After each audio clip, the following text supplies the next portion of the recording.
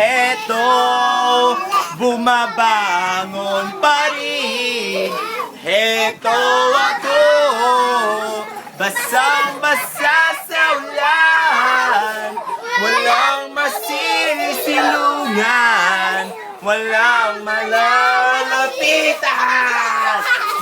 Sana'y may luha pa akong mailuluha, at nang mabawasan ang aking kalungkutan, ang aking kalungkutan, ang aking kalungkutan, ang aking kalungkutan.